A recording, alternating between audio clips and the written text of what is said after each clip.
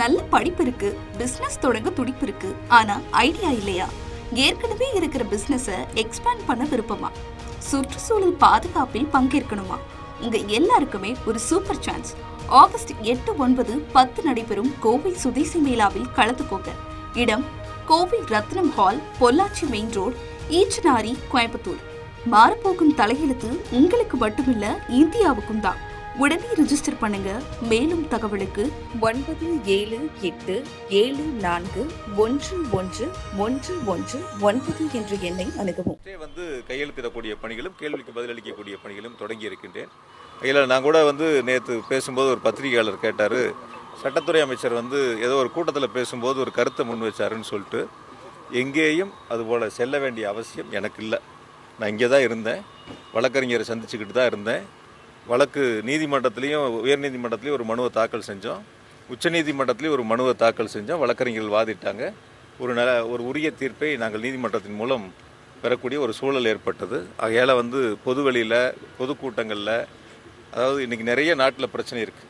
மேகதாது பிரச்சனை இருக்குது. விவசாயிகள் கடன்களை முழுமையாக தள்ளுபடி பண்ணுங்க, தேர்தல் வாக்குறுதியில் கொடுத்த மாதிரி, அதாவது எப்படி ஒரு சொடக்கு போட்டு ஆட்சி அமைந்த அடுத்த நொடியே, அடுத்த நிமிடமே அப்படியெல்லாம் டயலாக் பேசிட்டு இன்றைக்கி விவசாயிகளை நடு ரோட்டில் விட்டு போராடக்கூடிய ஒரு சூழலை இந்த தாவேக அரசாங்கம் உருவாக்கியிருக்கு. இதிலெல்லாம் கவனம் செலுத்தாமல் வழக்கு போடுறது, கைது பண்ணுவது, வழக்கு தொடர்பில்லாதவர்களை இந்த வழக்கில் சேர்ப்பது, இது போன்ற ஒரு செயல்களில் இந்த அரசு ஈடுபட்டு கொண்டிருக்கின்றன. ரொம்ப முழுமையாக நான் அதுக்குள்ளே போக விரும்பலை. ஏன்னா இப்போ விசாரணை நடந்துகிட்டு இருக்கு. நானும் விசாரணைக்கு ஆஜராகி பதில் சொல்லிட்டு இருக்கேன். இதெல்லாம் முழுமையாக முடியட்டும். நான் இன்னொரு நாளில் பொறுமையாக உங்களை சந்திக்கிறேன். அடுத்தடுத்த வழக்குகள் உங்கள் மேலே தான் போடப்பட்டிருக்கு. அதுக்கு உங்கள் காரணம் என்ன?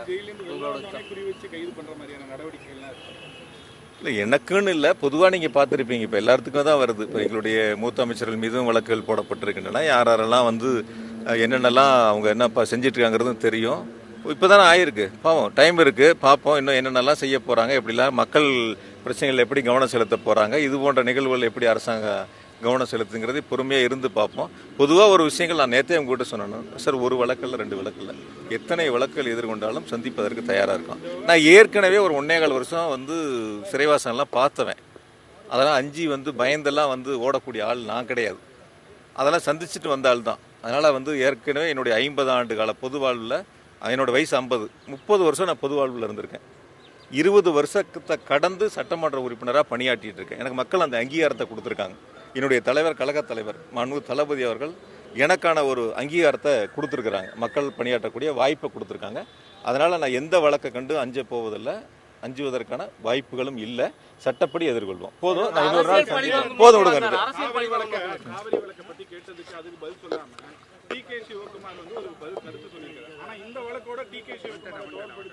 நிர்மல்குமார் ஒரு பேட்டி அளிக்கிறார். இந்த மாதிரி சம்பந்தமே இல்லாம கர்நாடக முதலமைச்சரை பற்றிலாம் இப்படி சேர்த்து வச்சு இந்த வழக்கில் தொடர்புபடுத்தி பேசுறதை எப்படி பாக்குறீங்க? எங்களுடைய முன்னாள் அமைச்சர் அண்ணன் சிவசங்கர் அவர்கள் நேற்று ஒரு பேட்டி கொடுத்தாரு, 2 நாளைக்கு முன்னாடி பார்த்துருப்பீங்க. அதாவது அவர்கிட்ட நீங்கள் சட்டத்துறை அமைச்சர்கிட்ட ஒரு கேள்வி கேட்டிங்கன்னா அந்த கேள்விக்கான பதில் இருக்காது அவர்கிட்ட. அவர் வேற எதையோ ஒன்றை பற்றி பேசுவார். நீங்கள் கேட்ட கேள்விக்கான பதில், முழு பதிலும் அவர்கிட்ட வராது, அதுக்கான பதிலும் இருக்காது. அதுதான் அவருடைய வாடிக்கையான ஒன்றா இருக்குது. இப்போ மின்கட்டணம் உங்களுக்கெல்லாம் தெரியும், எவ்வளவு வீடுகளில் பாதிப்புகள் ஏற்பட்டிருக்கு, எவ்வளவு அந்த கட்டணங்கள் உயர்த்தப்பட்டிருக்கிறது. ரொம்ப ஈஸியாக அதை கடந்து போகிறார். அதுக்கான பதிலை சொல்லாமல் அதை கடந்து போகிறாரு. அப்புறம் அவரே சொல்கிறாரு, நாங்களாக போய் ஏதோ இதெல்லாம் சரி பார்க்கறதுக்காக போய் பார்த்தோம் அப்படிங்கிற. அப்படி சரிபார்க்கப்பட்ட இடங்களில் கட்டணம் உயராது. புகார் வந்தால் தானே அந்த இடங்களை போய் நீங்கள் சரிபார்க்கக்கூடிய ஒரு சூழல் ஏற்படும். அதனால் என்ன இருக்கிறதோ பிரச்சனைகள், அதை சரி செய்வதற்கான முயற்சிகள் எடுக்காமல், கேட்கக்கூடிய கேள்விகளுக்கு உரிய விளக்கத்தை கொடுக்காம சட்டத்துறை அமைச்சர் திசை திருப்புகின்ற செயலில் தான் தொடர்ந்து ஈடுபடுறார். அந்த முயற்சி தான் அவர் முன்னெடுக்கிறார். ஆட்சியில் நடக்கிறது வெளியில தெரியாமல் இருக்கிறதுக்காக இது மாதிரி தொடர்ந்து எதிர்கட்சியின் மேலே சார், இந்த தாவேக அரசு அமைந்து இந்த குறுகிய நாட்கள்லேயே பல்வேறு பிரச்சனைகளை மக்கள் எதிர்கொண்டு வர்றாங்க. இப்போ மின்கட்டண உயர்வு குறித்து பொதுமக்களுடைய பாதிப்பு அவரே சொல்கிறாரு.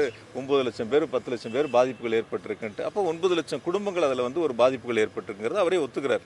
அது மாதிரி விவசாய கடன்கள் முழுமையாக தள்ளுபடின்னு சொல்லிட்டு ஒரு குறிப்பிட்ட சாராருக்கு மட்டும் தொகையை நிர்ணயம் பண்ணி தள்ளுபடி செஞ்சது, அதை விவசாயிகள் போராடுவது, காவிரியினுடைய டெல்டா பகுதி முழுமையாக வறண்டு கிடக்குது, அதுக்கு உரிய நேரத்தில் தண்ணியை கேட்டு பெற முடியல, நீதிமன்றத்தை நாடுவதா. முதல் நாள் சொல்கிறாரு 4 வழிகள் இருக்குங்கிறாரு. நேற்று சொல்றாரு உச்சநீதிமன்றத்தை நாடுவது தான் ஒரு வழிங்கிறாரு. தினம் ஒரு கருத்தை சட்டத்துறை அமைச்சர் முன்வைக்கிறாரு. பல பிரச்சனைகளை தமிழ்நாடு இன்று எதிர்கொண்டு இருக்கின்றன. அதற்கு தீர்வு காண்பதற்கு மக்களிடத்தில் திசை திருப்பக்கூடிய ஒரு வழியாகத்தான் எங்கள் மீது வழக்குகளை போடுகின்ற இந்த செயலை தவேக அரசு செய்து கொண்டிருக்கிறது. நன்றி.